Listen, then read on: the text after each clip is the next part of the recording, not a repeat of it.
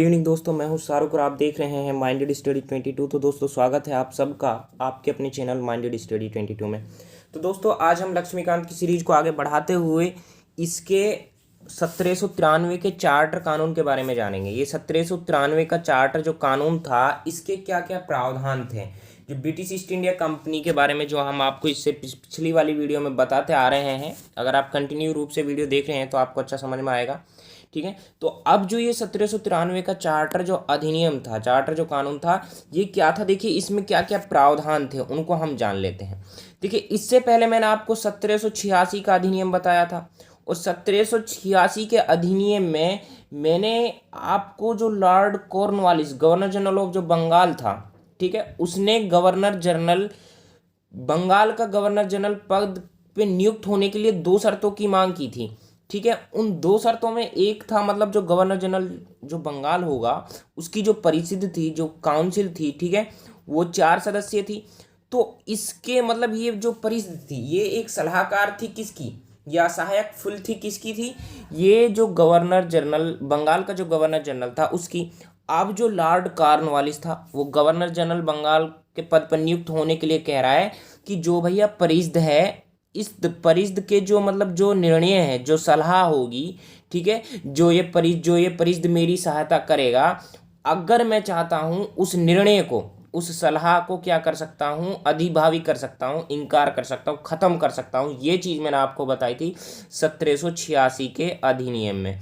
ठीक है, तो अब जो 1793 का जो अधिनियम आया, 1793 का अधिनियम में क्या हो गया कि भैया जो अधिभावी की जो शक्ति थी, ठीक है, कि जो परिषद के निर्णय को अधिभावी करने की जो शक्ति लॉर्ड कॉर्नवालिस को दी गई थी, उसी शक्ति को बंगाल के गवर्नर जनरल, सभी गवर्नर जनरल के लिए, आने वाले जो बंगाल के गवर्नर जनरल होंगे उन सभी के लिए क्या कर दिया, विस्तार कर दिया उसका। ठीक है, उसको बढ़ा दिया कि भैया जो परिषद के निर्णय हैं उनको अगर गवर्नर जनरल बंगाल चाहता है तो उनको अधिभावी कर सकता है, यानी उनको मानने से इनकार कर सकता है। दूसरी बात क्या हुआ कि जो मतलब प्रेसिडेंसियां थी, ठीक है, प्रेसिडेंसियों के मतलब जो गवर्नर थे, ठीक है, उन प्रेसिडेंसियां कितनी थी, 3 प्रेसिडेंसियां थी। एक थी बंगाल अपना आप में उसका एक बंगाल गवर्नर जनरल पद था। ठीक है, इसके अलावा एक थी मुंबई, ठीक है, और एक थी कौन सी, एक हो जाएगी तुम्हारी मद्रास। तो अब मुंबई और मद्रास वाली जो प्रेसिडेंसी थी, इनके जो गवर्नर थे उनके लिए भी ये शक्ति, अधिभावी की शक्ति का क्या कर दिया गया, विस्तार कर दिया गया। मतलब परिषद के निर्णय को अब प्रेसिडेंसियों के गवर्नर भी उससे इनकार कर सकते हैं परिषद के निर्णय से, ठीक है, और गवर्नर जनरल ऑफ बंगाल भी इससे क्या कर सकता है, अधिभावी कर सकता है, मानने से इनकार कर सकता है। किसको मानने से, परिषद के निर्णय को मानने से इनकार कर सकता है। यह विस्तार 1793 के अधिनियम में किया गया था। ठीक है, मोस्ट इंपॉर्टेंट है। अब हम बात करते हैं इससे आगे क्या हुआ।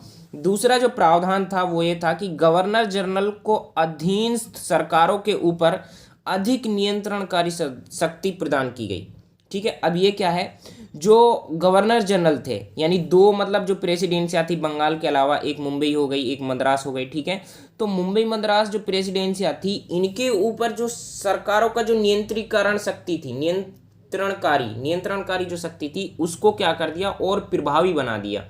ठीक है, क्या कर दिया, और प्रभावी बना दिया, नियंत्रणकारी शक्ति दे दी। ठीक है, तो ये गवर्नर जनरल को दे दी, गवर्नर जनरल ऑफ बंगाल को दी गई थी। ये किसको दी गई थी, कि गवर्नर जनरल ऑफ बंगाल, ये मैं आपको पहले भी बताया हूँ कि गवर्नर जनरल ऑफ बंगाल जो है, वे जो प्रेसिडेंसियां हैं मद्रास मुंबई की, इनके अधीन कर दिया गया गवर्नर जनरल, प्रेसिडेंसियों के गवर्नरों को बंगाल के गवर्नर जनरल के अधीन कर दिया गया था। और 1793 का अधिनियम में उस अधीनस्थ की जो प्रक्रिया थी उसको और नियंत्रणकारी बना दिया और शक्तिशाली बना दिया। ठीक है, तो तीसरा जो प्रावधान था 1793 के अधिनियम का, तीसरा यह था कि जो व्यापार का जो एकाधिकार था, ठीक है, एकाधिकार 20 वर्षों के लिए बढ़ा दिया गया। ठीक है, 1793 के अधिनियम के तहत जो व्यापार का एकाधिकार था, ब्रिटिश ईस्ट इंडिया कंपनी को जो व्यापार का अधिकार दिल रहा था, ठीक है, मिल रहा था, उस व्यापार के एक अधिकार का जो चार्टर था उसको 20 वर्ष के लिए बढ़ा दिया गया था। ठीक है, उसके बाद जो इसमें चौथा जो प्रावधान किया गया था, चौथा प्रावधान इसमें किया गया था कि इससे पहले मैंने आपको बताया था 1786 के अधिनियम में एक और मांग की गई थी, दो मांगे की गई थी। एक तो अधिभावी की शक्ति को लेकर, दूसरी की गई थी कि जो सेनापति होगा यानी कमांडर इन चीफ जो होगा उसका पद उसे दिया जाए, किसको, बंगाल के गवर्नर जनरल को दिया जाए। ठीक है, तो ये जो दो मांगे थी, इनकी दोनों मांगों से संबंधित 1793 के अधिनियम में प्रावधान किया गया। अब इससे संबंधित किया गया, सेनापति से संबंधित क्या प्रावधान किया गया था 1793 के अधिनियम में, कि सेनापति गवर्नर जनरल परिषद के सदस्य होने की अनिवार्यता जो है वो समाप्त कर दी गई।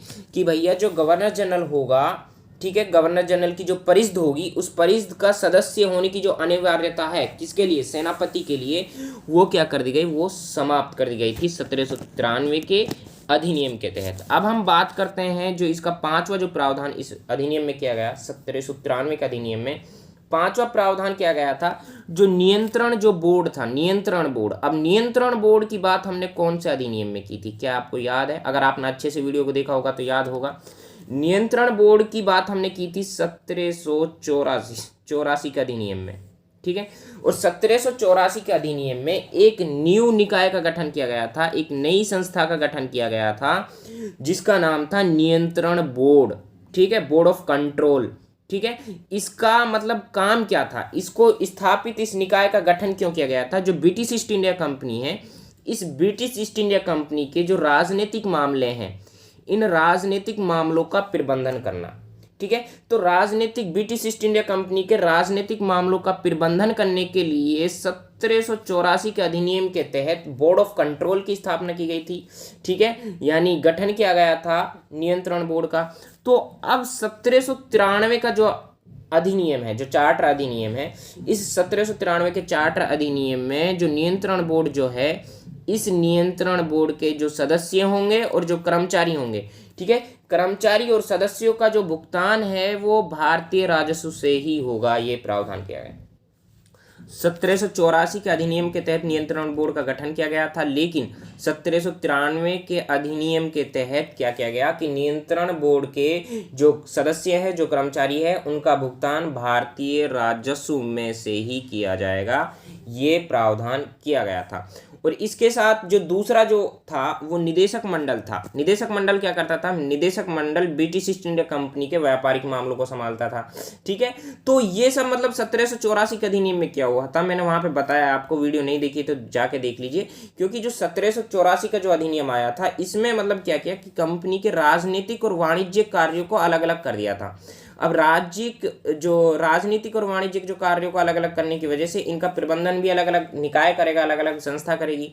तो इसलिए एक संस्था तो पहले से ही गठित थी, निदेशक मंडल, जो कि कंपनी के व्यापारिक कार्यों को संभाल रही थी। अब दूसरी जो निकाय की गठन किया गया था वो था नियंत्रण बोर्ड। ठीक है, तो आशा करता हूं कि आपको अच्छे से ये वीडियो पसंद आ गई होगी, समझ में आ गई होगी। यदि आप हमारे चैनल पर न्यू हैं तो प्लीज़ हमारे चैनल को सब्सक्राइब कीजिए और पास में बेल आइकन वाली बटन को हिट कीजिए और कमेंट करना बिल्कुल नहीं भूलिएगा। दोस्तों बने रहिए हमारे साथ, मिलते हैं एक न्यू वीडियो में न्यू टॉपिक के साथ। तब तक के लिए थैंक यू सो मच।